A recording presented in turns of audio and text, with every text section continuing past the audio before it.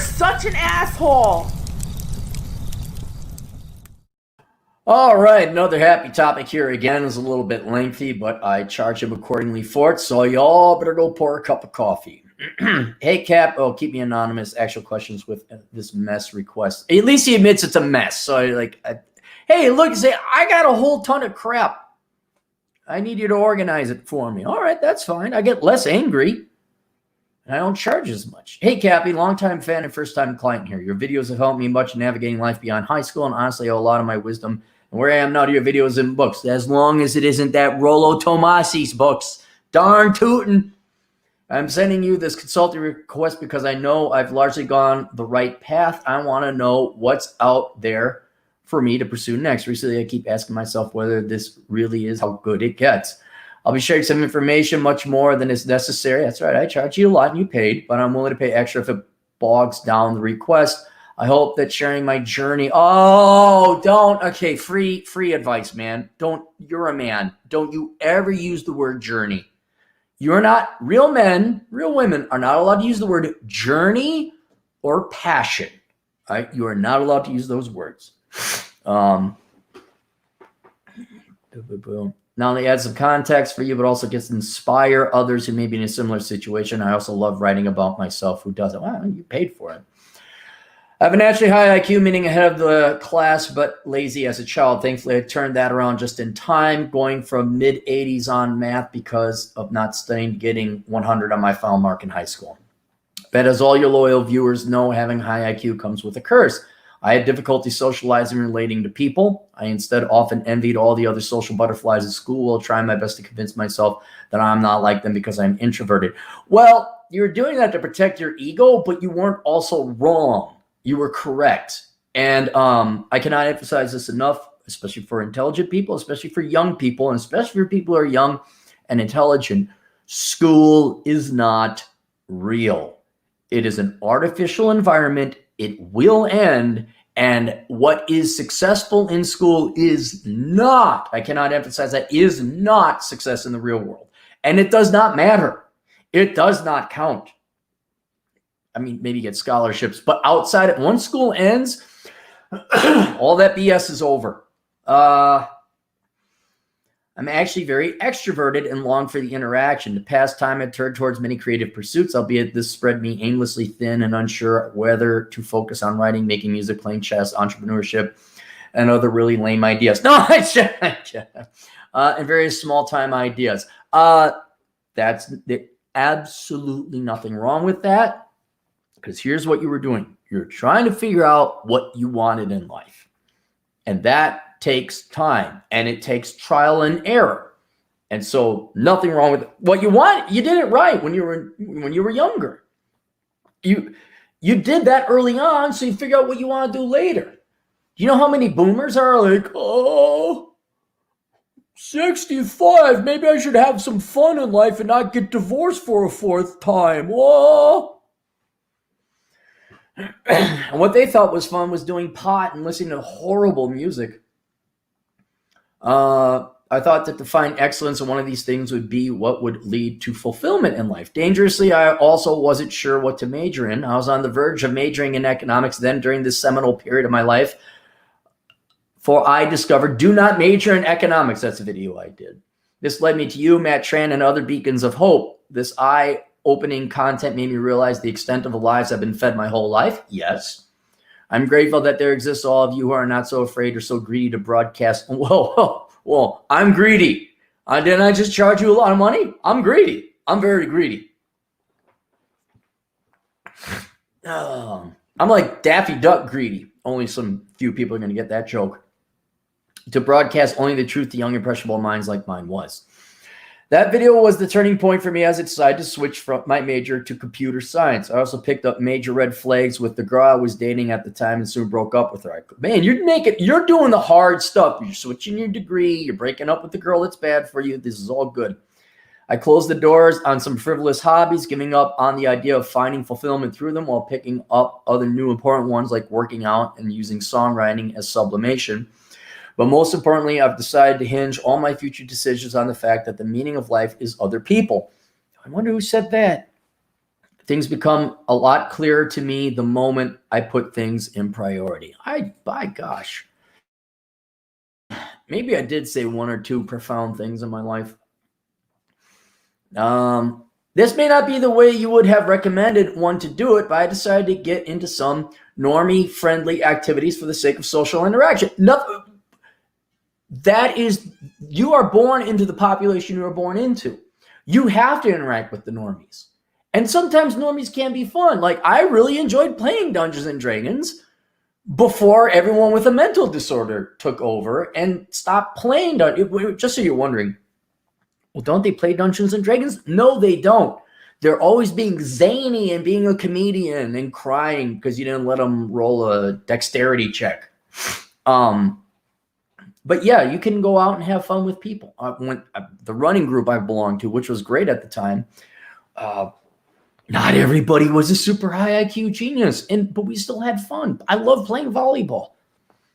And by the way, well, I guess running does help out with your health, but volleyball is exercise, I guess. But a lot of these things don't lead to making more money or our work. I mean, it's fun. It's frivolous. Kind of got me laid a couple times too. I'm actually pretty good at volleyball. I won't lie. For a short guy, I'm real good.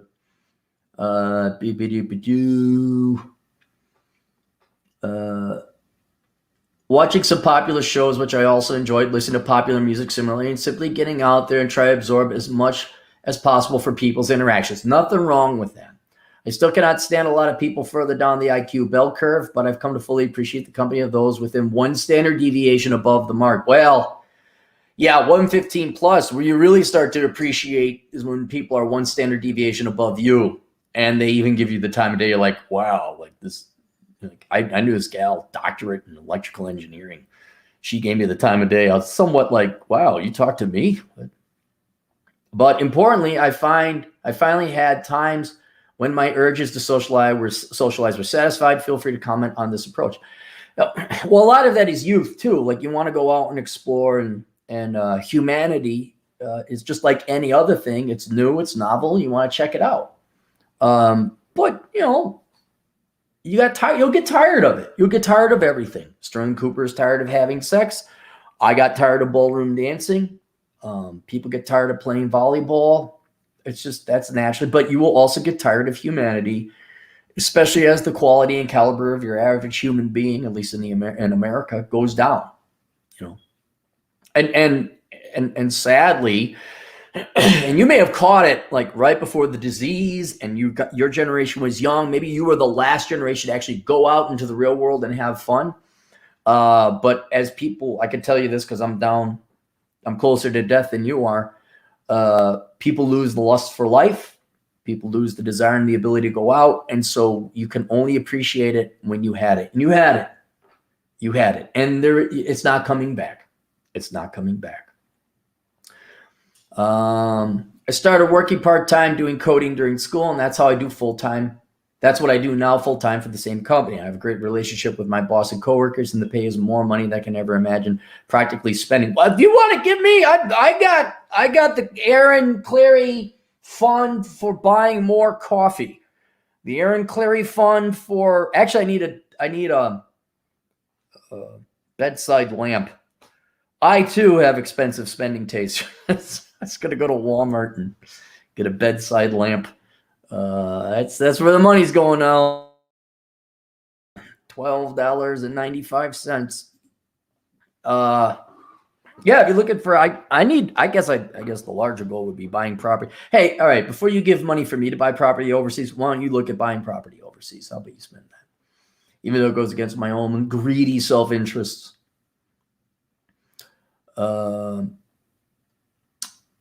But more money I can ever practically spend. Student loans are paid off, and I own a used, indestructible Japanese bleep box. Oh, and it's also a work from home or anywhere within a reasonable time difference type of job. They also allow us to write blogs for the company magazine. Anything tech. Oh, that's great. So you could do your writing. Just this year, you achieved a thing. This means you do stuff, and sounds like fun stuff and that sort of thing. I bring this to show the contrast. I doubt that anyone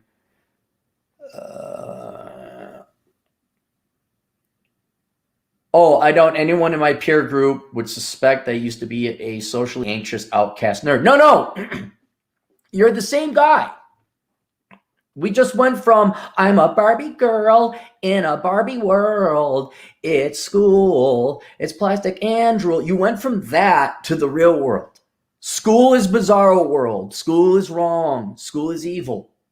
It'd be like going from North Korea to a free country. All right? You're in the real world now. So that, yes, but most people would not because they're still stuck with the thinking from school.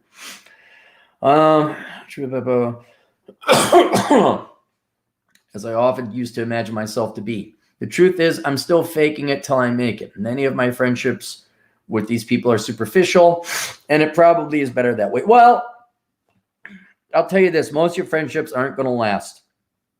That doesn't mean you won't have friends that you know of, and it doesn't mean your friendships will end on a bad note. It's just that life pulls people in different directions. You know, people get married or they move. And you're like, oh, Frank, oh my God, Frank, it's been years. So you like Frank, of course. And there are going to be people who lose it. I mean, holy cow, 2021 was the year where I had several good friends just lose it. And I'm like, I don't know if it was the disease or what, but I don't have time for that. But I'll be honest that what's going to kill you were... Where you come from, it's gone. Where you thought you were going to weren't never there. And where you are ain't no good unless you can get away from it. And probably the best sentence of those three is where you thought you were going weren't never there. Meaning your dreams and your goals were never there in the first place. That was never going to happen because even you could have done everything right to get there. There was no there. The goal and your friendships, like that's not there. Your friends will leave because, and this is the number one killer of friends, they get old, they get lazy, they get fat, and they lose the lust for life. Now, a lot of them also have kids, and the wife won't let them come out and play because if those of you know garage logic, the female fun limitation factor, the FFLF, female fun limit, yes, the FFLF, look that up. But for the most part, most of your friends, you being a guy, they will, here's where the normies come in, they will recess to the mean of normies. They will watch their television. I'm tired. I'm not going to go out. They will stop working out. They will stop being attractive for their spouse. They will, their souls will die. Their spirits will be extinguished. And then you'll have your friend Frank at home who lives 2 miles away. And you could call Frank all like, hey, you want to go to that bar half a block from your house? And then you get the pot rack story. The pot rack story. So appreciate your friendships for what they are, superficial or not. And they say it for a reason. If you got 3 good friends that you could call up and hang out with, you're rich. You're rich. You're rich as all get out. You have a very lively and rich social life, especially past the age of 35. But watch it, late 20s, they start to get shot down like German Messerschmitts in 1944. And then by the time you're 35, your mid-30s, it is like, where did everyone go? And then by the time you're 40, it's a desert, and you're joyful if someone is able to hang out, willingly hangs out, and has the energy to do so. So I'm just putting that in context for you because that is what's going to give you purpose, value. You know it's other people. Other people are friends. And I don't know if you're going to get into chasing the girlsa, but we'll get to that. But it's either the friendsa or, in the men's case, the girlsa, which also leads to the familysa. But we know how not likely that is. Many friendships are superficial. It's probably better that way, right? P.S. This work is not volunteered work. I paid to do it. alongside with my regular work. Long story short, I'm seemingly landed a unicorn job at a very young age. However, if you do spot any red flags with this type of work, so please. No, you want. Now, nothing lasts forever. Okay. And this is where finances come in very important. And getting your expectations in reality. Your boss could leave and be replaced with, some political hire. Your company could be bought out. Your company could go bankrupt. The economy could go into recession. Nothing wrong with your company. The economy could go into recession. You don't know what's going to happen. Enjoy it. Be thankful. The grass is not greener on the other side. Bank your money and save it for a rainy day. Get your finances in order. Before I go into what I'm struggling with most with, we're halfway done. I recognize that you believe one important part of a young man's formation is reconnaissance. I have traveled to other cities more than the average person, but I've constantly come to enjoy my hometown in this place. And I agree that it is probably the best town in the entire country. After all, my friends are here, cost of living is low, and the highway drive, which I know because I've done it, might just be the most beautiful place on the planet. So far, in my estimation, it is. And I'm not joking about that. That drive is. I haven't done any long-term traveling because I've become a competitor in a very masculine field. Trying to keep you anonymous. Yes, I took working out to the next level, and thereupon, this has taught me a lot about self-improvement, doing stupid hard work, and meritocracy. This was not only good for physical and mental health, but good for the girls, sir, because I don't look like a child anymore, and for getting respect from normie guys. I'd like to go into details of what you've done, but I do want to keep you anonymous because nobody has it this good, but you've earned it. You put forth the effort. It's just something to do and obsess about. Anyway, after my semi-pro career runs its course, which might be in a few years, I can then afford to have a less disciplined life for the sake of traveling. Should I still consider reconnaissance? I'll tell you this, reconnaissance is not an option. It's for everyone tuning in. Now, if you know for a fact that's the favorite place you want to live, I think you have your answer. I might consider smaller towns within the mountain range you're in, staying on that side of the state border, if you know what I'm saying. So you may have to do a little less reconnaissance, but it sounds like you know you want to live in that general area. And because you want to live in that general area, like, okay, and I'll tell you this, the rest of the country is crap. I don't know where you'd go in the rest of the country. But I think you nailed it, the best part of that country. Should I guess? So you can, if you want, is whatever effort I need to become a citizen of another country worth it so I can also consider living in that country? Yes, that's worth it. It's good to have, you have to diversify your sovereignty. I don't know if I diversify into that country you mentioned, but yes, it's good to diversify. Please do. But for now, it's not short term. You're not flighty. You got a job. Everything's working out. You're doing well. You could think about putting down stakes and buying a home in that area because you're going to be there for at least 10 years.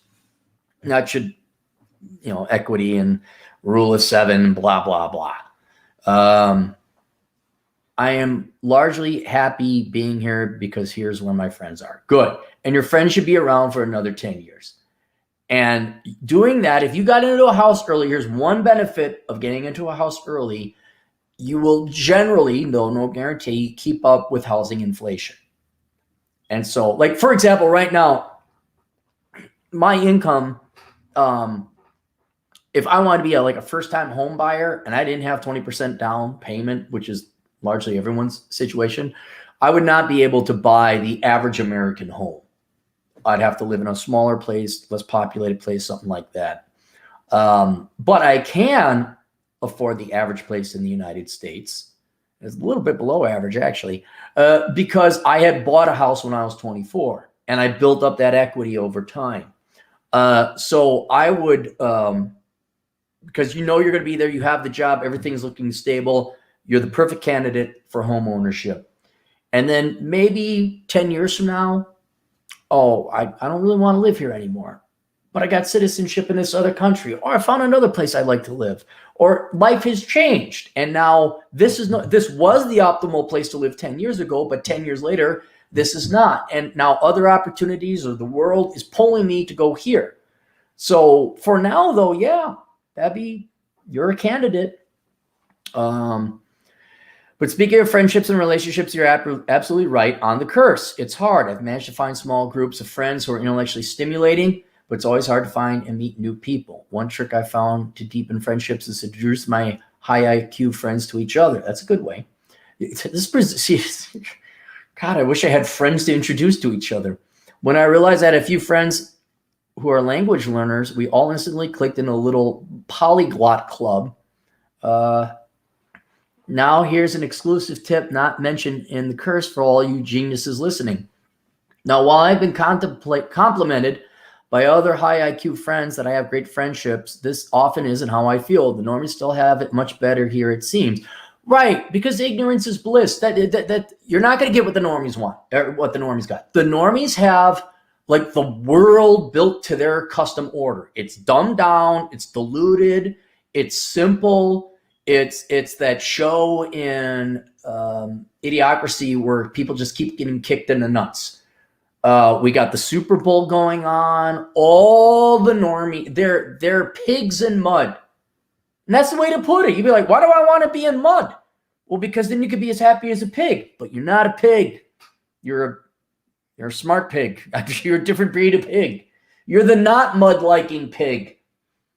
And you can't envy them because you're just too darn smart. You can envy their joy. You can envy their contentment. You can envy the fact they're like being plugged into the matrix and they're okay with watching the pointy hair show, throne show, and the octopus Squid Game.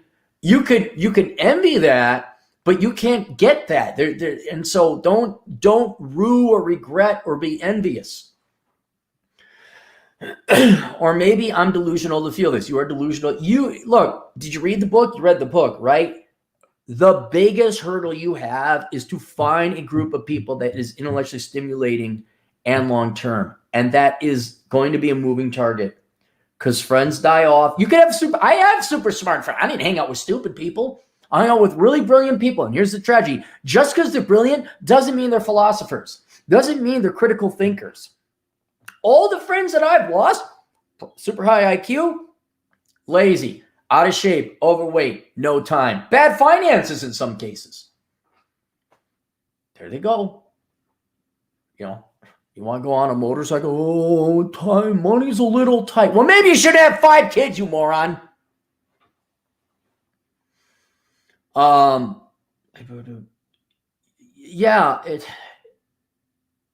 You have great friendships. This often isn't how I feel. Dude, just appreciate them while they're there because they're going away, man. They're going away. The normies still have it much better here, it seems. Yes, they do. But you are not them, and you cannot have what they have. Or maybe I'm delusional to feel this. I strive to see or call one of these smart friends every weekend, but I often fail to see them. It's already happening. It's often for the usual excuses you'd imagine one would give. I know this will just be worse once children come into the picture in the far future. Right. But these are not things in your control. So stop stressing out about it. And dude, you better get used to this quick. I'm not saying don't give up hope. I'm not saying don't make efforts to go find people. But this is, God almighty, I hope it doesn't. I wish, dude, you get some great friends. You go to work and you find people and there's colleagues and we haven't even gotten to them. I hope you find a really smart, great gal who's just cool and loves you and gives you point and purpose and meaning in life. But don't expect it. Don't. Either from a woman or women or your friends, male or female, because man, it's not there.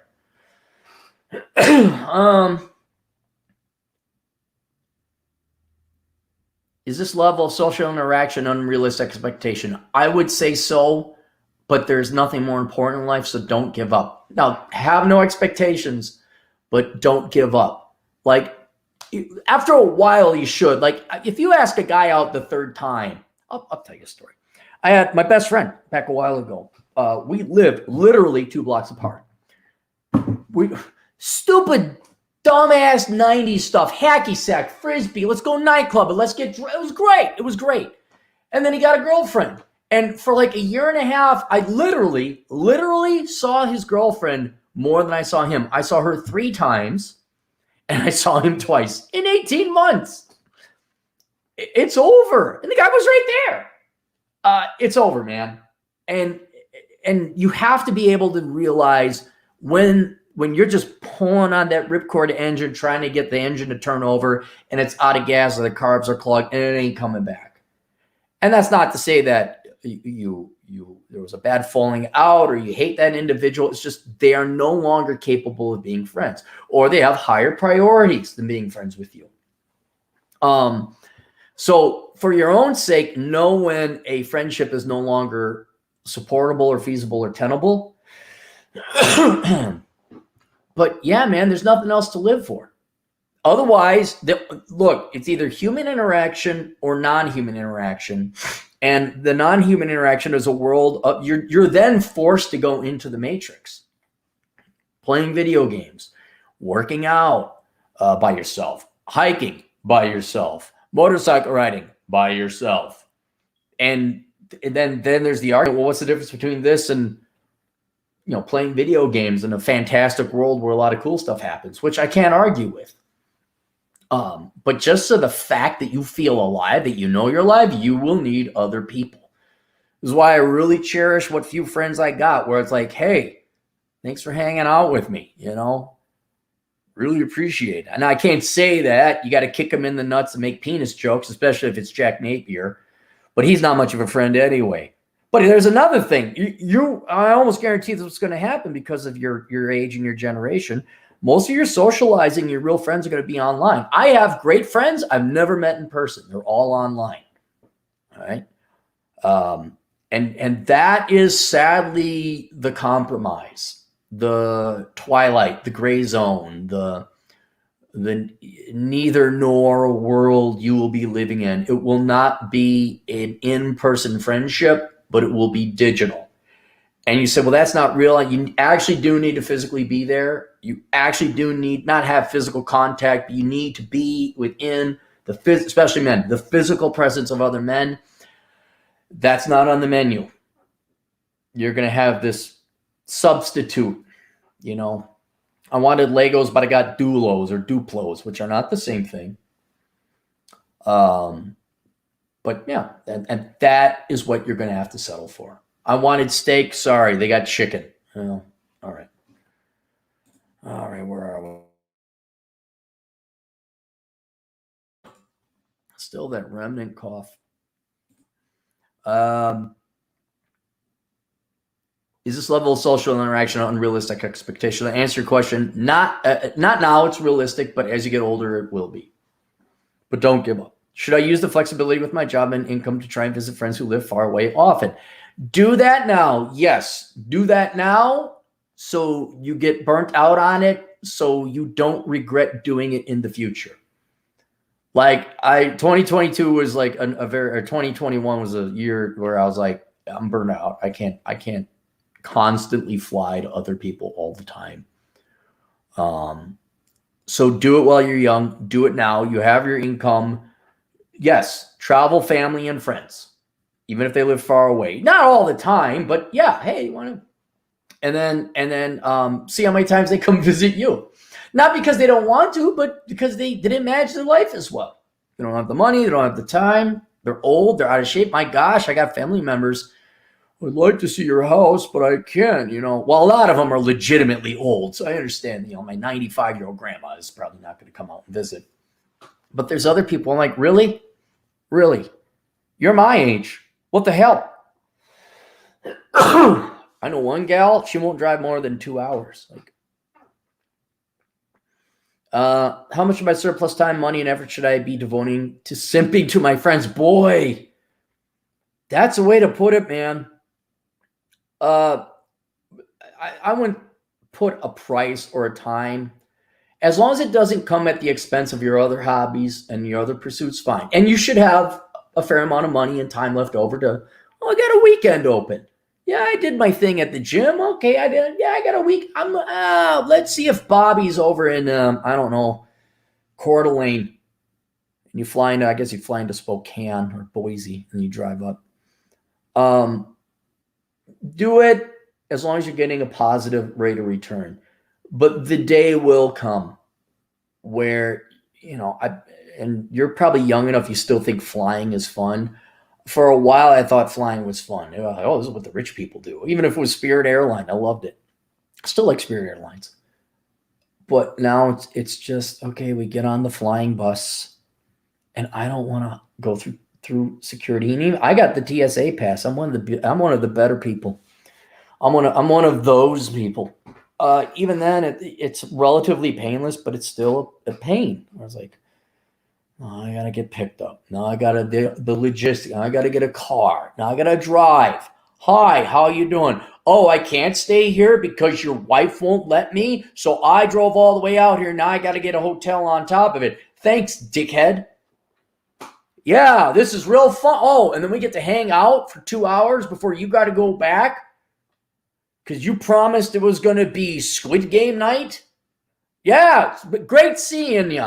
Yeah, I know it's been 5 years since I saw you. Yeah, but you go watch that television show. Then you'll be like, yeah, I think I'm not flying out here again.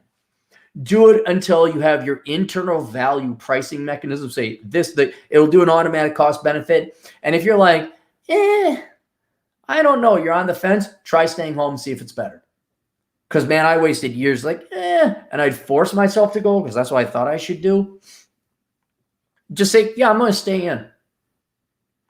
Oh, there's going to be girls at the nightclub. Boy, I'm tired.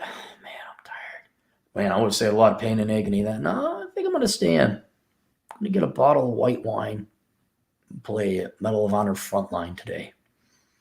Would have been, and then you'll more quickly and accurately assess the value of those friendships or lack thereof. And then you'll not waste time. You won't waste time. Are there any blind spots I'm having or pitfalls I might miss here? No, it's kind of hard. Like, look, it's hard to screw it up because you're so young and none of your friends are really married. No one's really, people are, go now. Now is the time to go. Yes, you got the time. We have the tools. We have the talent. Do it. Do it now. Enjoy it. Appreciate it. The only blind spots is you may not appreciate it enough. You may not realize this is going to end. And so do it now. The spring coming up, do whatever you want. You want to go down to Vegas, do it. You want to go to Mexico, do it. You want to go up, I don't know, Canada for whatever reason, do it. Appreciate it but have no expectations. And man, keep a keen eye out for those smart people and put some effort into it, especially while you're young. But I think the only blind spot is when you start burning out and you're getting tired, driving across the country, flying to different parts, and you're like standing in the line at the Avis or the Hertz, and they don't have enough people because they're already mismatched to begin with, and they don't have your car, and it starts to feel like planes, trains, and automobiles. All so you can hang out with your buddy for 2 hours because they don't want to fly. Oh, we can't afford it. Our little kitten needs a new kidney, so we have dialysis for our little, well, not baby cat, for our old 19-year-old cat that we've been keeping alive in a Frankenstein-like of way. And we've dropped $10,000 on a kitty cat. We'd like to visit, but little Mittens needs to be alive for another 3 months in a pained state minus its tail. That'll happen. Don't worry, that'll happen. Then you drop out. Once that happens, then say, I think I'm going to stay at home.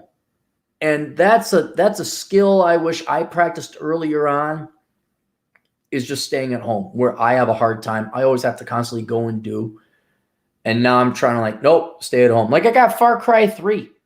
And I've just been getting into that, reintroducing myself to my sad, pathetic nerd incel, well, I guess in the 8th grade probably were. And so, but I have shame of how many video games I played back in the 80s when I was like, middle school. But what kid didn't? But we still went outside. But even to this day, I still have shame. And now I'm realizing, like, well, maybe that wasn't the worst investment of time, because what was school? What were those kids like? That wasn't worth hanging out with those kids.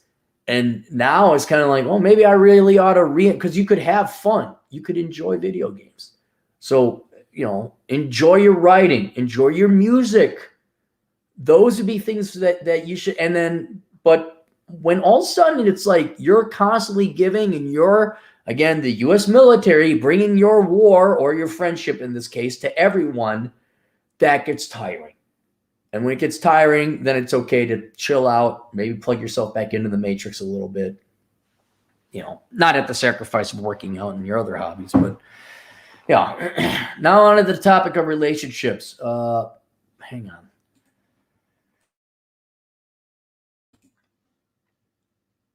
Where do we go? Now on the topic of relationships. Bluntly, I want a cute conservative girl who's also smart. Oh, is that all? Oh, what's that? I want 2 Thompsons, 3 bazookas, and enough ammo and supplies to last a company of men in the field for 3 days. Is that all? That's nice. So do we all. So do we all. And that's not going to change. And there's nothing wrong with that, because that is what you want. That is what you're programmed to want. And frankly, if you want a marriage material, you cannot accept anything less.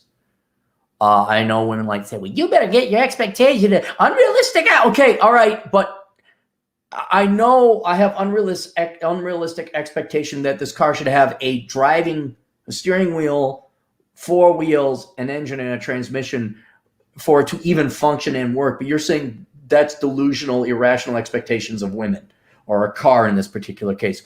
The car won't work without those things. And just like the auto manufacturer, it'd be like the auto manufacturer saying, well, we'll produce this car, but it's not going to have wheels. It's not going to have an electrical system, and it's not going to have what's also kind of cool. It's not going to have a steering column. That's kind of what, I hate to say this, what women in general in the West are offering men in terms of relationship. It is not enough to function as a healthy marriage, a committed relationship in your case, I'm assuming is what you want. They have to be physically pretty. You have to be physically attracted to them. It won't work otherwise. They have to be not financially crippled. They have to be sane. And you want conservative on top of it. May I argue you also go libertarian, or even if she's a Democrat, but if she's a nice girl, she's just misled. I mean, that is what, and so in two kind of like, you have to also acknowledge that the auto manufacturers are not producing cars with steering columns or wheels anymore. Once again, reeling in your expectations with reality. So you're going to have to get really used to the fact, I don't know if you've read the Book of Numbers, Analyzing the ROI in the Pursuit of Women, but there's the numbers. You are going to have to get real comfortable with the fact that you are likely not going to find a marriageable woman. So sad, too bad. That's the world we've been born into. I'm sorry. But if you don't acknowledge that chance, or that statistical likelihood, you are going to waste a lot of time and cause yourself a lot of pain and agony trying to find what is likely not going to exist. I'm not saying don't try again. You're at this paradox. Humans are the most important thing in the world, but most humans in the world suck. But then you have a life that you could piss away chasing after people that don't exist. So you have to chase very intelligently, very wisely with your time. But more importantly, you have to accept the chances. You're not going to have a lot of great friendships. And it's a very small chance. Please read the Book of Numbers. Very small chance that you're going to find a girl that's marriage material, let alone one that's going to make you happy. All right, so here we go.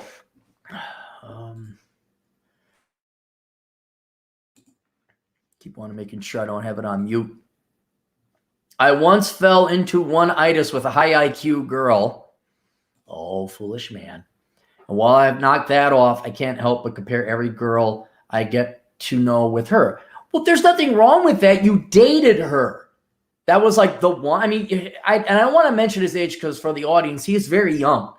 That's the one data point you have to compare to. Like, that's like going to a guy who went through World War II. Like, well, I went through World War II. Now they're asking me to serve in Korea. I can't really compare or draw any expectations from my experiences in World War II than Korea because it was a bad time in World War II. No, that was a data point. That's your experience. It also has affected you. You have changed as an individual because of that. Now, I wouldn't let it determine and cement all things and expectations in your life, but that happened. And you are going to compare every girl to her because there's nothing else to compare her to. It's whether you're smart enough to not irrationally hold women to those expectations. But let's say the girl that you had one eyes for, that she was bipolar. All right. You're darn right you should compare other women. Do you have bipolar disorder? You don't? Good. You do? Bad. So that's fine. And you're going to compare, but as long as you don't draw incorrect conclusions from it, that's okay. I guess I lied. I haven't knocked off my one-itis. Well, you get over it. I do it. Well, you got to date a lot more girls then. I do eventually want to have kids, but that means I have to meet their mom first. Unfortunately, online dating is a cesspool, and I think doubly so for high IQ individuals. Yeah, there's really no reason to go online. If for any women listening, you have every reason to go online. And also, I have a company. I have a business idea I'm kicking around for women with online dating. If you're interested, contact me. So women can go online, but for men, especially high IQ individuals, don't even waste your time. It's day game or not at all, quite literally.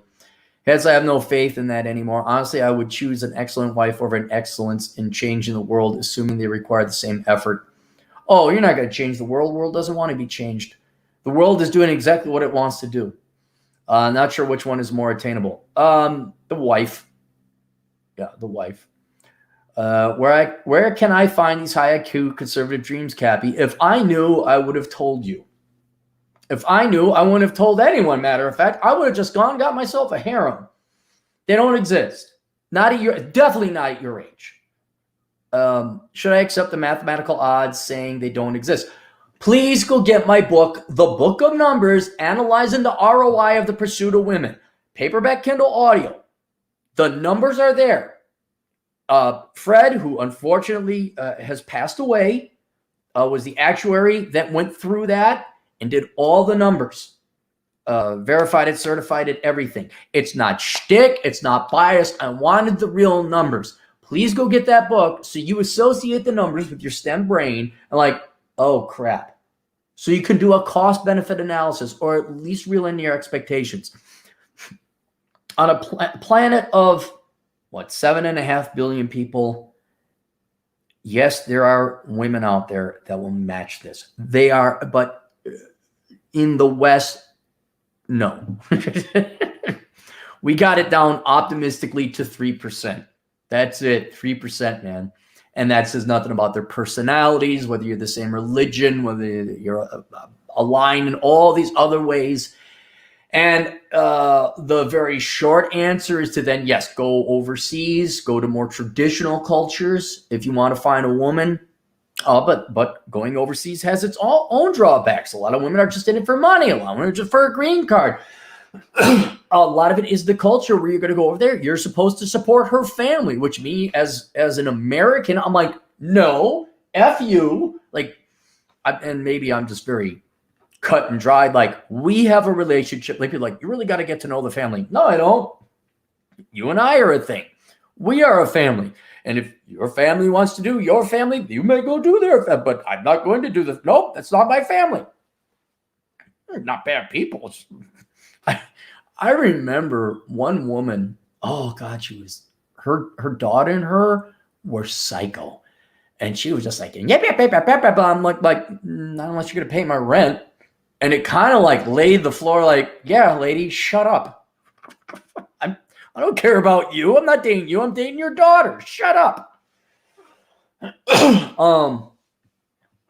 You got to go. You're going to pretty much have to go overseas if you want the wife and kids. I'm not saying that there aren't women in the West. And okay, you can do online dating, but literally you should have in your dating profile looking for traditional conservative libertarian girl, no leftist Marxist. I want to get married and have kids. Be very clear. You will stay home and take care of the children. I will go work and make the money. Then what else was I going to say? And another thing you say, I only check my messages once a month because I know so few women like this exist. I'll hit you up if I see you here. That's the only investment you put into online dating. That's it. Then you get your ass out into the real world. You ask girls out. You go on dates. Hooray, what fun that will be.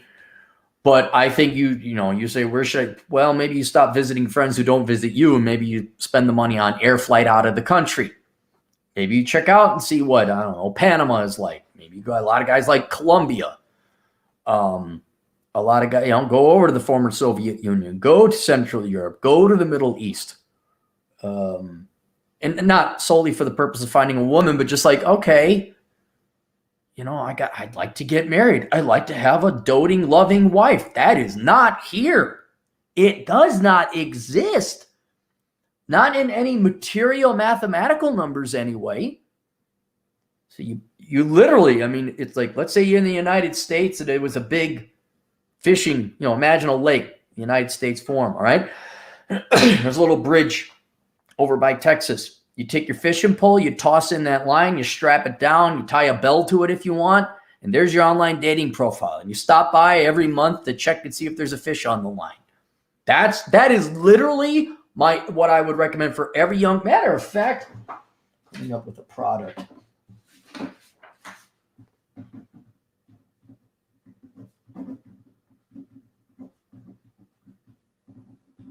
There's a lot of projects I want to do. Now that the house is done, taxes are more or less done. Yeah, that's it. And then I'd be going overseas. And I also have no expectations because there's going to be cultural differences and expectations. But that's where I'd do it.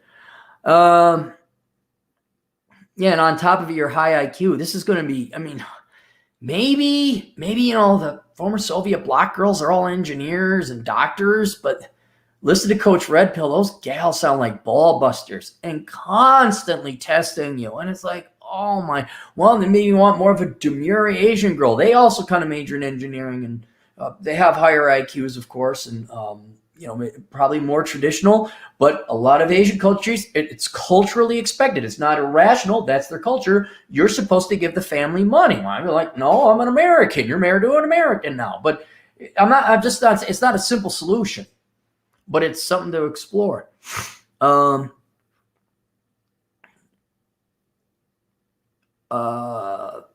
Hence, I have no faith in that anymore. Honestly, I would choose an excellent wife, actually change it, blah, blah, blah. Where can I find them? You can't. There. Please read the book of Numbers, and I answer the question there. Should I accept the mathematical odds saying they don't exist? They exist, but in trace elements. 2.93% is the number I estimated, and that, I think, is on the optimistic side. It is most surely less than that.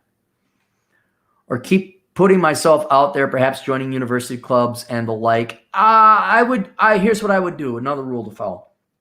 Never do anything for women for the pursuit of, got a nice gal, do something nice for her. What I mean is you do not do any social activity, hobby, career, anything exclusively for women. If there's a university club that you like, there's the kayaking team and you want to kayak, go kayak. Ballroom dancing, go learn, pick up ballroom dancing because you want to do ballroom dancing. Don't ever do anything because I think that's where I'm going to get the girls.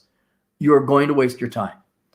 Will something like making a breakout hit app allow me to equate myself with more women of this sort? No. I know you're young, man. It's so, you do have to read the book. It'll explain it all there. Look, 80% of getting women is what you're doing already, and that is being in spectacular physical shape. I should have asked how tall you are because if you're tall, that's good. If you're short, you got a big hurdle. And then the remaining 20% is things like game and a little bit of fat, a little bit of everything. It's like steak. What's the main ingredient in a good steak? The steak. But there's a little bit else, the grilling technique and the seasoning. And do you use flame? Are you like charcoal or do you use gas? What kind of garnish do you have on the side? But the main thing is the steak. You got the steak. The rest of it is, well, statistically speaking, volume. How many girls are you asking out? And you're like, oh, okay, so I'll ask out girls. Go take Troy Francis's class. Study up on Troy Francis. He'll help you out. Well, now, do you really want to have the added chore of every time you go out, there's a cute girl you almost are compelled to ask her out because you're playing a numbers game? I mean, that's a chore. That's what it is. So 80% the gym and being physically attractive, 15% the chore of asking out a lot of girls, and then 5%, hair, grooming, fashion, aesthetics, for lack of a better word, frame, certainly, something like that. Being charming. But no, not making a breakout app, not being a good engineer, not having good finances together. That doesn't, I mean, another thing for especially younger generation, what really gets the girls? You stupid Instagram page, apparently. You have an Insta, like, oh, how many people you got following you? Now, a lot of that is fresh and fit and what they call them, the ratchet hose of Miami, Florida. Yeah, no. And you're too young to be looking for a girl or a wife anyway. It just, no. And never do things for yourself. Excel and achieve. And in doing so, you'll become an accomplished, seasoned man, and women will be more attracted to you. Do not program a breakout hit app because it'll get you the girlsa. All right? You should do that because you want to do a breakout hit app. And by the way, don't expect much, okay? Especially at your age. You're going to have to get where girls are in the epiphany phase where they actually are interested in settling down. So it's not going to be until you're in your late 20s, early 30s is this even going to be a thing. Most girls are interested in having fun in career and education and career and student loan debt and taxes and commutes. And flirtinis. Yay. Lastly, I'm still young. I am very young. Naive and optimistic perhaps, but not quite ready to give up on this optimism. Oh yeah, you don't have to listen to me. Life will beat it out of you. The quickest way to get your expectations in line with reality and beat that stupid optimism and idealism out of you, go read the Book of Numbers. There's two variants. There's just the Book of Numbers, Analyze and ROI of the Pursuit of Women. And then there's the Book of Numbers Better Bachelor Edition, where Joker has written a 9-page intro to the chapter where he talks about his life and everything. For Better Bachelor fans, yeah, go check out that one. Yeah, give it time. Look, this red pill thing didn't form and grow because it was shtick and men are lying. It's because the fundamental problem is real. There is a cancer. There is a tumor. It is growing. It is affecting the body politique, to use that phrase. Right? And I'm not kidding you about this. You got to get rid of that optimism. And whether that's studying numbers, going out there and asking girls out, the best way is for you. If you're a physically in shape guy and you're very good looking, you should have no problem getting dates. Go on dates. Date 100 girls. Don't do it as a scientific experiment. You're not too excited. Just having a good old time. Go date 100 girls. And then after that 100 girls, sit back and do an analysis, kind of like, okay, was that worth it? And then you'll be like, oh my God.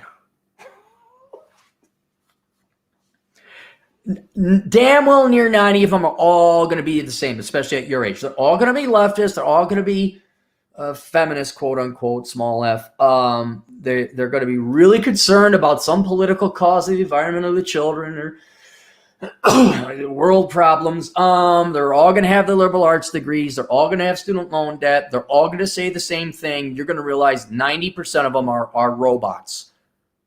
And they are not going to stimulate that very quite impressive high IQ of yours. All right. But neither do your male friends either. This has nothing to do with gender. But yeah, that'll cure you good. That'll beat the optimism. I feel like John Wayne beating the young cowpoke, to get, they're going to teach some sense into you, boy. Yeah, I'm just trying to make it as less painful as possible. You really go. I'm trying to figure out who else. The book of Numbers is unique in that regard, and I wrote it exactly for that reason. I'm trying to think of somebody else who's done a critical analysis about the real world expectations. Everything else is theory. No, I think that is the epitomal book of that. And look, here, any of you guys out there got hope? Any of you guys think there's a chance, or you want to get, you must read that book. Not only because I don't want to crush your spirits, it's not that.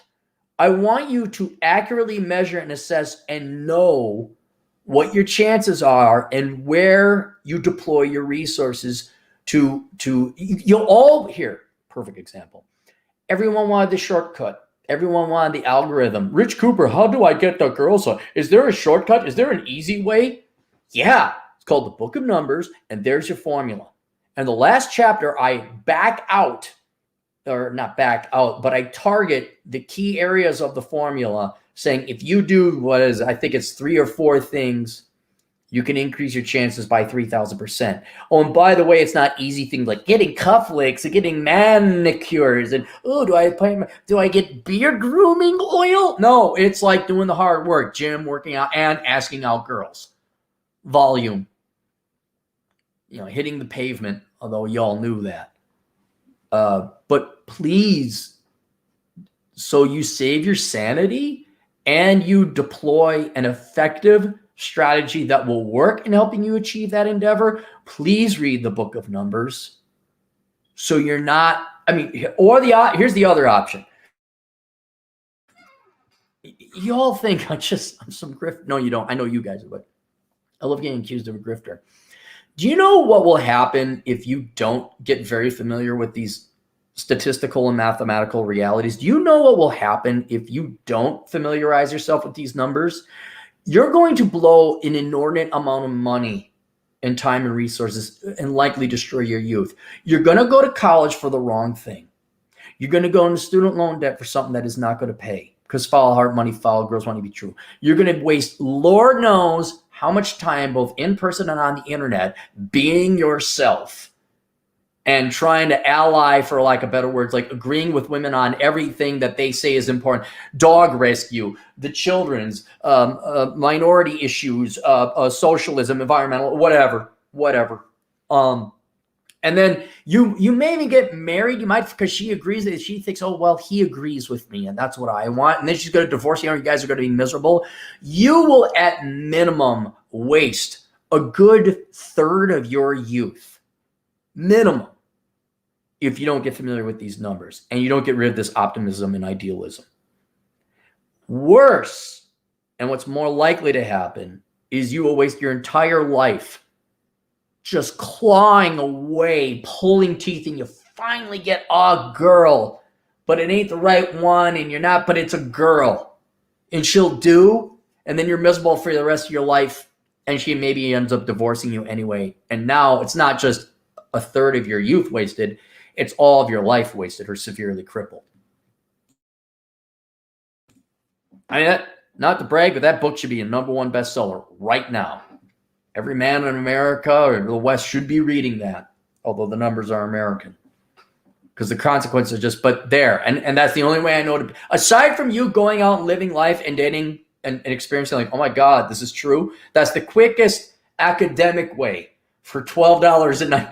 Do you want to spend $12,900 and trying to figure it out empirically? Or do you just want to buy the book for a fraction, 1,000th of that for $12.95?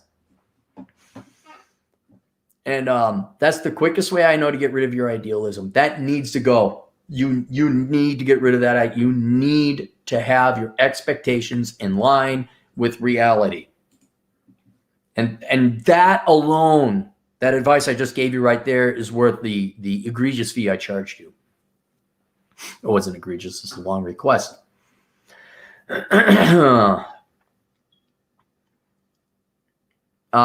Is this how good life gets, Cappy? Yeah. Yeah, I'm sorry. You have no debt. You have a great job. You have a boss that likes you, and it sounds like employees that like you. You're working well at your job. You got your finances together. You have your young friends now. This is as good as it gets. There was a meme. So I tweeted it out. And the guy says, it's 1998. You have your Nintendo 64, GoldenEye, and you just ordered pizza with cheese in the crust from whatever Pizza Hut. And some beer. Your buddies are coming over for game night. This is the best your life will get. That is damn near true. That is damn near true. Because for the most part, most people, the normies, they go into debt. Oh, it's a hole. I'll marry her. Yay, I'm divorced. This is about as good as it gets. And the reason people are misled to think it's going to get better is because your parents and teachers and all the older people before you, either out of maliciousness or naivete, and they truly don't know what life is about, they lied to you, telling you what life was going to be and when it's going to be happy, right? There's some traditionalists who still say, oh, yeah, you're going to get married and have kids, and it's going to be wonderful in Little House on the Prairie. No, it ain't. No, it ain't. 86% of marriages fail, meaning they either end in divorce or they're not happy. Only 14% of marriages are successful. So that's a crapshoot. Follow hard money, okay, the student loan crisis or student education, lack of education crisis. That's it. The sexes have been weaponized against each other. I will admit women started that one. So that has been removed from what point, purpose, and existence that would normally give men and women was falling in love, having children, having family. That's gone, if not ridiculed, if not villainized. So that's not on the table. And this is where it's like, what was it? I talk about the menu. You go to a steak place, there's no steak, they're out of steak. And it's your job now to figure out, what are you going to do with this finite life that God or nature has given you? And that's what a problem that every man and woman faces, because we hate each other. Okay, yes, got the memo, ladies. We got the memo. You don't need us. Man don't need no woman fish bicycle. Career, education, blah, blah, blah. We got it. You don't need us. That also means we are not going to be there for you. Not out of choice, but that you don't need us. You're going to live your life. Okay, fine. So now that we've eliminated our fellow man in love out of purpose and existence, your job is to find out what you got to live for. And I hate to say it, buddy, you've already achieved it. You're incredibly young, and you've already achieved it. And now what you get to face is the existential crisis that nearly anyone who kept their nose clean and out of debt did.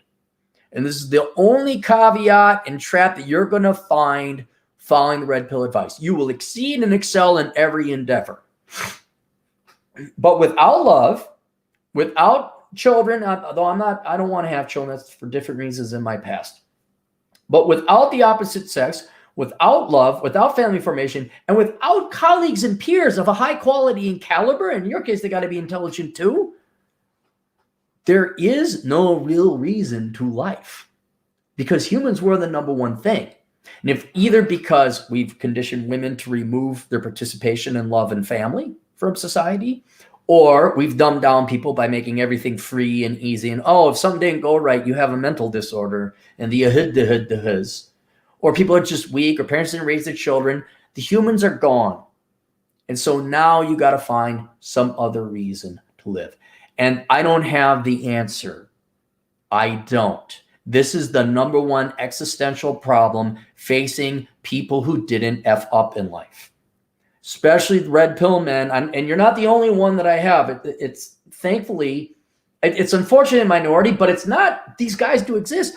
I got a lot of guys. Hey, Cappy, I'm 30. Now, admittedly, you're the youngest one, but other guys are in your situation. Cappy, I'm 30. I majored in engineering. I didn't buy stupid crap. I didn't go out and party. I didn't get a girl pregnant. I hit the gym. I'm in great shape. Jet ski or ski. I have remote work. I got $500,000 in the bank. I make $200,000. What do I do? I'm like, dude, I don't know. And that's where it's like, this is where everything else is on the table. Everything the world offers you except love, children, and community, meaning friendship. That's gone. And you could try joining fraternal orders, and now you're going to run in a normie conforming world. Like, I went to the American Eagles to check them out. It's just a bar. It's just a bar. The Masons, nice group of guys. This represents this. It's all idolatry. And this thing, you get the 34th level with gold clusters. And it's like, dude, can we just hang out and build a house for someone? Maybe you find religion. Okay? Maybe that you go and become Adam Pickett is a perfect example. He had still does to this day, and everyone should read his book, by the way, Pushing Rubber Downhill. He had a very adventuring life. And now he's thinking about going into the clergy because he's exhausted. He's gone, not physically, he's exhausted all the options the world has had to offer. And you will do it too. You would do whatever, me, I go motorcycle riding and hiking. Those are my spirituality things. Trying to get back into video games. I do this stuff. Oh, it looks too sunny out. I was kind of hoping it'd stay cloudy, so I don't mind being here. But it is a daily chore to figure out what you got to get up and live for in life. And so and a lot of guys, you're going to see this happen. A lot of guys fill it with work. Schopenhauer was a philosopher. Tesla was a genius electrician. I'm not at their level, but I write and I got this shtick going on. And as you get older and you do more and more fun things, what you find out is about the only thing is production. And Rollo Tomasi's on this one right here. I'm even going to send us 1 minute, minute 7. Write this down.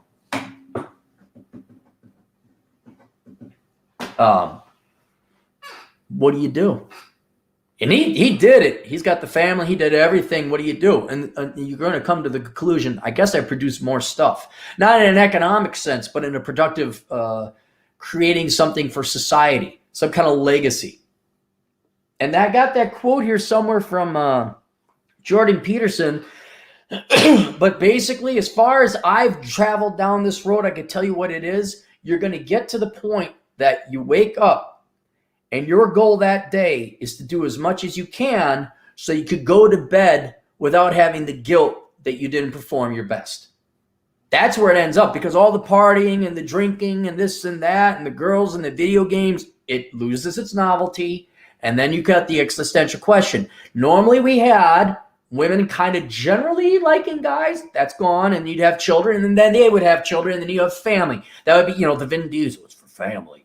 All right? That's gone. Now it's your job. This is every young man's job. This is Gen Z's men's job, women's too, but you've got your career fine. I think you got that all answered. You know what life is about for you. You've made your choice.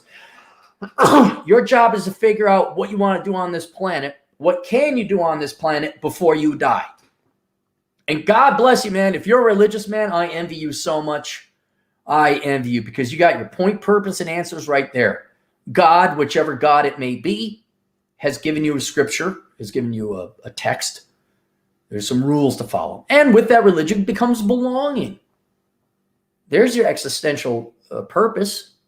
Oh, it'd be wonderful to believe in God. Again, why pig it went? A lot of guys give guys guff for the God pill. I'm a little reluctant. Like everyone likes to give Roosh guff about the God pill. I'm like, okay, well, what if he actually believes? That kind of answers a lot of things. But there you go. There is no answer. So try your best. Find yourself a nice girl. Ladies, Cappy, are you going to try and recommend women capitalize and take agency and improve their lives, take matters into their own hands? Oh, do you want to bet? Where's the wall that I can bang my head into one more time? What few women exist that are going to listen to this. you could go and make, and hear me out, you could put the love of another man not at the center, but maybe in the top 3 positions in life. If you look at polling data for that, now, I don't know if this applies where you are, but I think men are ranked number 7th in young women. Like it's career, education, politics. No, I'm sorry, it's children. Children are number 7. Men are number 5. All right. But ladies, if you want, deep down inside, you want to get married, you could start telling guys, yeah, I'd like to get married and have kids, and not like I want to get married and have kids like they're check marks, but no, I want to be a wife and a mother. Like you will dote on the husband and love him and take care of him and stay sexy, and then you will raise the children. You could do that. I don't know if it's going to be as satisfying as the 9th martini that week you've had. I don't know if it will be as exciting as going to Ibiza as opposed to Cyprus. I don't know if having a little one there. I got the little niece. And she kind of like runs away in a funny way. You're going to squeeze my guts out because I give her too hard a hug. And so now, of course, now I have to squeeze her guts out. So I'll run around and no, you're going to squeeze my guts out. I'll squeeze my, I capture her. No, you're going to squeeze. So I got her. Now, I know this. Look, ladies, I know this doesn't compare. So I got my little 3-4-year-old niece and I'm squeezing her guts out. She's like, ah.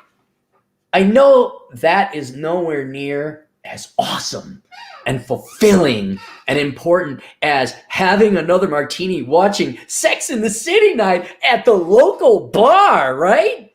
I know it's not that cool or that important, but just hear me out in this boring thing anyway. So squeeze your gut out, and then we go through the bodies of water. I'm like, should I throw you in the river?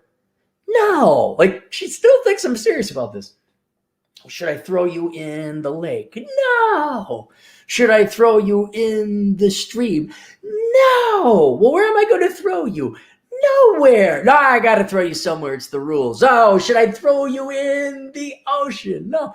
Should I throw you in the snow? And I start running out of bodies of water. I'm like, all right, I guess I'll let you go.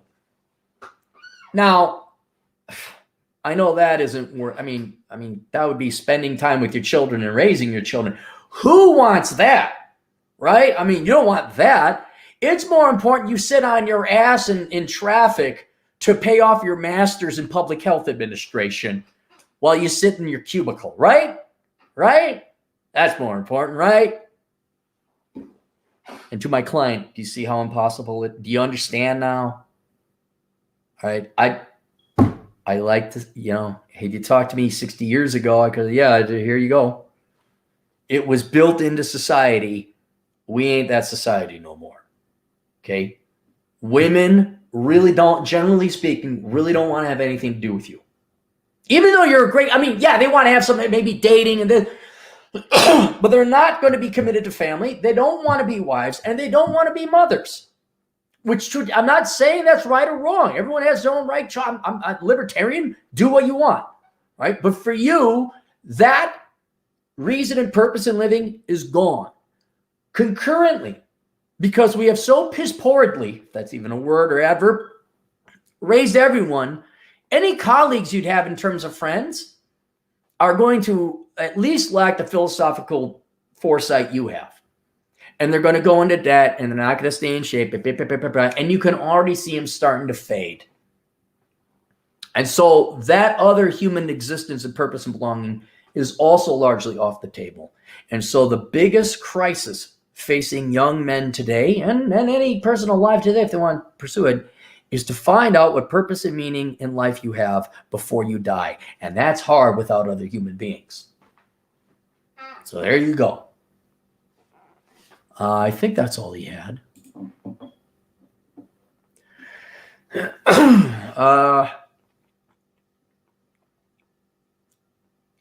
I feel like I've been very lucky with career-wise and fortunate enough to have older brother mentors like you. No, you paid attention and you did what we said. Imagine how hard your life would be if you had financial troubles, huh? At least we spared you that. And you're not lucky you put the hard work in. But seeing as I'm yet to be free of the IQ curse, you're not going to be. I'm willing to achieve excellence anyway and break it. I feel like I've played it far too safe. I want to know what my efforts may possibly be worth in the end, and that going through this hell would allow me to emerge living out my best life, living for other people. That's the problem, dude. I don't think you can live for other. I know a lot of people don't live for other people. Do your own thing. I understand that angle. What I'm saying is you should be living for other people. You should find other people. You should interact with other people. That's why we're here. A fellow human, sentient individual mind is the most rewarding thing on the planet. They don't exist, and especially not for smart people. Oh, by the way, everyone, if you're smart, you're aligning with this, go get the book Curse of the High IQ. Those two books right there will paint a very rosy picture. And I understand, but what if most people suck into such a statistical high percentage that it's very unlikely you're going to run into these people? Please let me know all your thoughts. Sincere thanks again for your patience with this request. That's all right. You paid a lot of money. There you go. Happiness. Huh? How happy is everybody? All right. Let's go to the super chats, the super chats, the super chats. Let's go to the super chats and have ourselves a treat. Scrolling up, scrolling up. Scrolling. Keep those doggies scrolling. Boo. That was an hour, 15 minutes. Oh, we got a lot of super chats here. Hang on. I think also linked below, I know I talked about Curse of the High IQ and the Book of Numbers.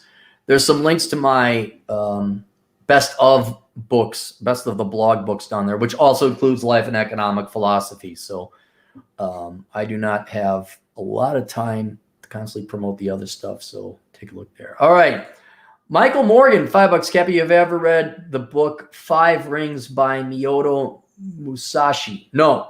I have not. I don't have time. If it's an audio book. Juan Do, €5. Peace has cost your strength. Victory has defeated us. Yes. We are the soft people during the good times. David Jones, $10. I'm a 30-year-old truck driver with no debt. Is it worth to go to college for accounting, wanting to switch careers to avoid being displaced before AI, before I can retire? Also looking for a job off track. You're 30, dude. Just put in another 5 years, man. You're young enough. You can do it. Make the money. They're not going to replace you. I know you think, well, really? Then why is there a shortage? At least drive truck while there's the shortage. All right. At least get as much money out of these people while the iron is hot. When the iron cools, and then there's remote driving trucks. Fine. But in the meantime, yeah. So for accounting, yeah, that's a good idea. But go online, go accredited, Western Governors University, Arizona State University online. Go look it up. Make sure it's an accredited online program. Go get your CPA. And that's a great thing to shift. You could do the books for a trucking company. Absolutely. And then you want to make that transition from blue collar to white collar. That's a perfectly good career. And you could do that while you're driving. You could, not while you're driving, but you're at the truck stop, you're resting up, take a class online, consume some material.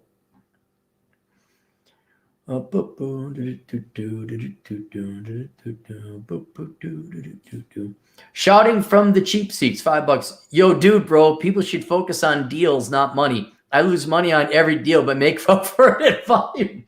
Hey, did you go to the Carlson School of Management? All right. Florida Henry, $5. I just flew Spirit Denver to Miami, full of disgusting people. Greyhound would have been better. It is the Greyhound of the airlines, but I'll give you a couple pointers here flying Spirit. Right? First, yes, it's going to smell like a locker room. It's going to smell like stinky feet. Second, don't always take the cheapest flight with Spirit. Find out if you can fly during the weekdays. Because usually people who use Spirit are wage slaves, and they'll fly on the weekends. You want to avoid the red-eye flights, spend a little bit of extra money. The other thing you can do is, let's say you book a flight out of Spirit, drop the extra 10 or 15 bucks to get an front row seat. not because they have first class, but the poor, cheap people are going to be way in the back. And there's nothing wrong with being poor and cheap. I was there for the longest time. But yeah, when you have enough people fighting in the back of a Spirit airline flight and it does stink back there, drop the extra 10 or 15 bucks, get a seat up in the first few rows. Wait till everyone boards, and then you walk in at the last moment, and then you're off, and you don't have to deal with that crap. I still like Spirit. I think their outfits are very cute. I think the ladies of Spirit Airlines should do a little pinup calendar. I absolutely think it's very sexy, their outfits that they got. It's just not all the women are that hot. Red Hawk, $5, Cappy. Oh boy, I'm rich, I'm wealthy, I'm socially secure. No, you're not socially secure. Nope. You can be wealthy. You can be rich. All it gets you is stability and calm and peace and quiet.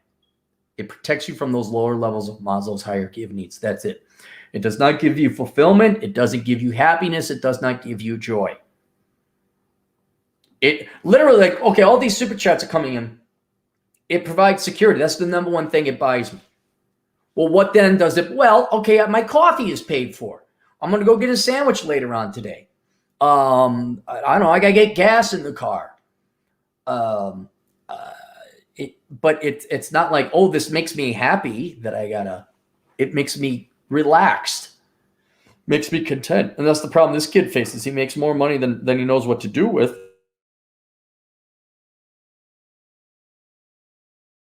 Money isn't the problem. It's lack of options of what to do with the money. Because I'd like to go, kayaking down the Green River and Colorado rivers. The only person who could probably come and do that with me is Adam Piggott and the Great One. Everybody else, they're not going to be able to keep up. They don't have the money or the time. And it's really the time. It really is. Money is not that big of a deal. It really is the time. If you guys go into debt, then you ain't got no time. Will Dog Jones, $5. Good woman, bad woman, zero. Good woman, bad woman, 0 to negative sum game. Yeah. And that's the other thing, dude. Like right now, you have your peace and contentment. You have stability. You have the wrong woman in your life. Not married, just bringing her into your life that can ruin and take that all away. Because I bet you Jeff Bezos and what's the other guy's name? Microsoft guy. I'm sure they had a pretty bad year when they're going through the divorces. All that money to protect them from all that BS.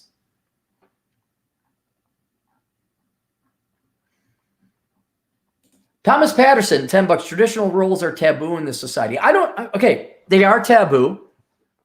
They're even insulting to a fair amount of the female population and a fair amount of the male population. I don't care. That's nature. We will find out. I mean, we kind of already are. It's whether we're going to admit it or not, but we're going to find out that men and women are trained and developed to excel in different things. We are to complement each other. We are not to replace each other or be interchangeable. But again, I cannot understand, I cannot emphasize this enough. If you have a libertarian philosophy, which I think is the old, like, let people do what they want, you one, don't care about it. Two, you respect the individual. And three, you let society suffer their own consequences. It's not my responsibility. Like this guy, well, I think it'd be easier to change society. No. Let society do what it wants. You know, but if you wanted me to speculate, would women be happier if they were taking care of children and being at home and when we're the traditional breadwinners and we didn't have government as this unrequested third party? I think they would be happier. I could be wrong. Maybe they're happier now. And there's some data actually to indicate that's what at least women say, that they're happier without children in marriage. Okay, that may be the case. Then we will find out where we go as a society. But right now, I don't see a lot of happy people. Right now, I see other empirical evidence indicating people are not happy. Men's increase in self-deletion, women's increase in SSRIs and antidepressant use. I don't know. Get the bag, then beg the girls. Never waste time or money on women. Throwing good money after bad. The trades are notorious for throwing good after. Oh, yeah. Yeah. But when it comes to guys, and I think, Tom, you might be a little bit too old, but the younger men aren't dating. They're not whining and dining women. They're not throwing their money on girls. They're throwing their money on video games and largely themselves, which again, I argue that's not going to make you happy. But yeah, tossing money. But when you find a good girl, well, maybe you ought to buy her some flowers every once in a while. Not on Valentine's Day. You do it on Tuesday, a random Friday, whatever. I can't emphasize that enough. There are good gals if you find one you're really, really increasingly, spectacularly lucky. But if you see her, don't hold her responsible for the naivete of her generational sisters. Treat her nice. Take her to dinner. Get her a dress. What the hell? You got a gal that likes you and treats you nice? Yeah.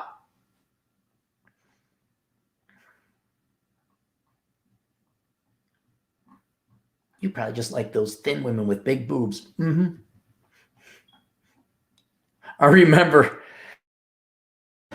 T.J. Martinell reminded me of not a quote. A girl said this to me once. I was spinning plates, and at my main plate, which is the girl I inevitably settled on, and this other girl who was she was the fun sex plate, but she wasn't much anything else but that. She ran off with a different guy. And I said, yeah, it's not going to work out anymore. And she's like, you just like that girl because she cooks for you and is nice to you. It's like, yeah. Yes, I like the girl who treats me nice and cooks for me more than the girl who lies and flakes on me and drama and BS. Yes, imagine that.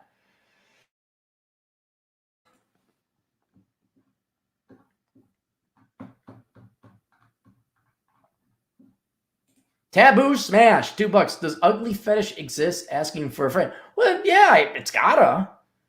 What? 3.5 billion men on the planet. Look, there's weirdos that like feet. There are chubby chasers. I'd imagine there's an ugly fetish, of course.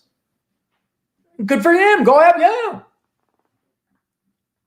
Ron Suarez, $5. That's why in-date girls back at the home country, Colombia, USA girls are a bigger headache. Yeah, that's why I date girls back in the home country. Yeah, but that commute is a pain in the ass, isn't it? I mean, you got.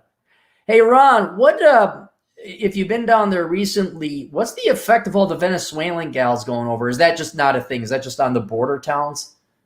Because I was always kind of curious, like, are all the girls really nice down there? Because that country has been flooded with Venezuelan girls who are even nicer than the Colombian girls, and so there's competition. Are men spoiled for choice down there? Winter Dawn Heidi, $2. Hi, Cappy, moderate Democrat here, but loving you. What? I don't know. Go study the budget some more. Learn what government spending to GDP is, and then get back to me. And I've largely abandoned politics on it because people, I want free stuff. Okay, have fun with that. Let me know how it works. Let me know how that worked out for the American Indian community. Just free stuff. Like, that worked out, right? That's a sad and tragic story. DigiNomad, $2 Canadian. Happy Monday, Cappy. Happy Monday, DigiNomad. Michael Morgan, $2. Yes, the Book of Five Rings is an audiobook. Good. I'll get that. Nick Gilbert. Nick Gilbert. Pachow! Software quality engineer. Deuce Bigelow, male gigolo. $5. Hey, Cappy, curious when you first watched Cowboy Bebop. 1999. Girlfriend and I are halfway through it now. It's a great show, and the opener is stuck in my head. You are aware there's Cowboy Bebop, the movie. I am shocked that many people who love Cowboy Bebop, so I wish they made more. I'm like, we saw the movie, right? There's a movie? There is a movie, and it's very good. Good, straight-up Cowboy Bebop. It's like 4 episodes. But yes, that is the best anime ever made. And I'm sadly, that's been out for 23, 24 years.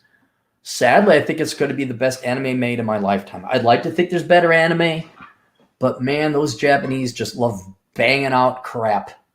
They just like, can you take the few seconds to design a new and thoughtful, original thing like Cowboy Bebop and not have crazy robots metamorphosizing into flying turtles with people violating the laws of physics? Thomas Rao, $5. 1099 master race and pay off modest house. I wish I could talk to 10-year-old me and articulate just how liberating it is. Would have started 1099 sooner. Yeah, I mean, that's about it. To answer the client's question, kind of reiterate, the only way I guess you could improve it, but I don't know why you would, because you seem to like your job, is like maybe you get your own employment. That's it. You won. Now figure out what to do with the rest of your life. The remaining 50 years of your life. See, Molyneux was talking about like, hooray, you got your career and do. The next 45 years of your life is going to be pretty lonely. He was talking about career scales and how they focused on their career. And unfortunately for women, I don't know if women are aware of this thing, there's a thing called menopause. I'm not going to try and tell you what it is because you won't listen anyway.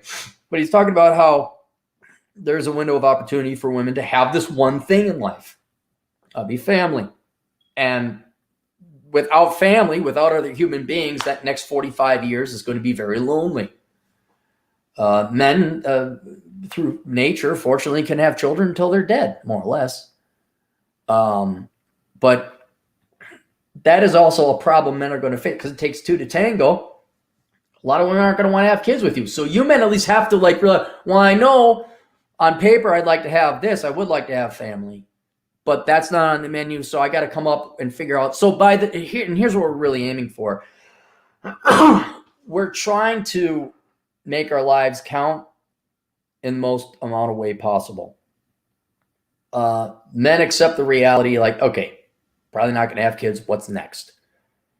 I don't know what limitations enforced by reality or nature women are aware of or even adhere to. And unfortunately, I'm trying to help you girls out. If you don't get, hip to the jive here pretty quick and realize that you're going to die and life is meant to be with other people, Molyneux was right. That's why he got so much gut for it, because you will have wasted your life.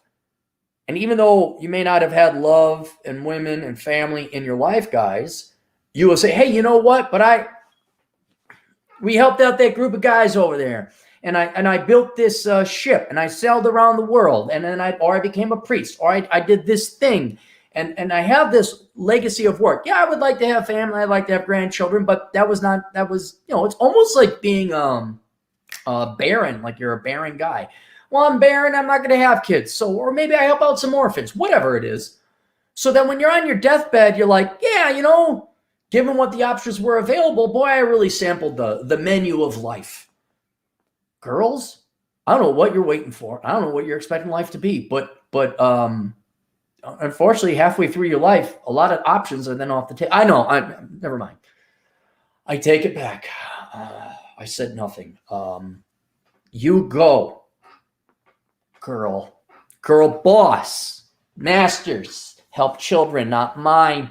Awareness raising. Boop-a-doo.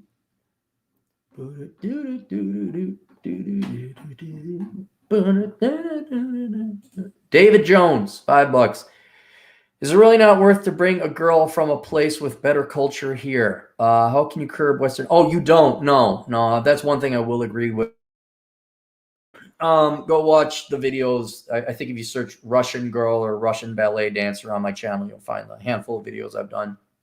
I've seen women get westernized, coming from very bad situations, very poor, very sweet and kind at first, and then became a party girl. No, you become the culture you're inured into. You boys included. You're influenced by this culture, whether you know it or not. But no, you don't. You go to that country. No, do not bring them here. No. All right, we're caught up. I think we're caught up. Boom, that's it. Okay. Questions, answers, assholeconsulting.com. Thomas Raugan. Women think it's about McMansions and Land Rover. Right. Let them. I'm done. I'm at the popcorn eating stage, Tom. I'm just like, I tried. I have a great track record trying to prevent women from majoring in dumb things.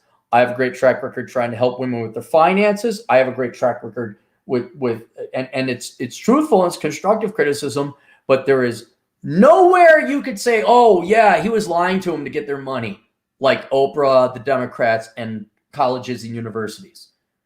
I'm done. I'm not, unless women pay me an egregious fee at assholeconsulting.com, I'm done trying to help out not just women, but people in general. So if they think it's the McMansions and the Land Rovers, there you go. Oh, good. You got the newest Land Rover, and you beat Bipsy, the other trophy wife in the neighborhood. I'm all done. All right, there we go. See you guys later. Oh, and get those books. Toodles.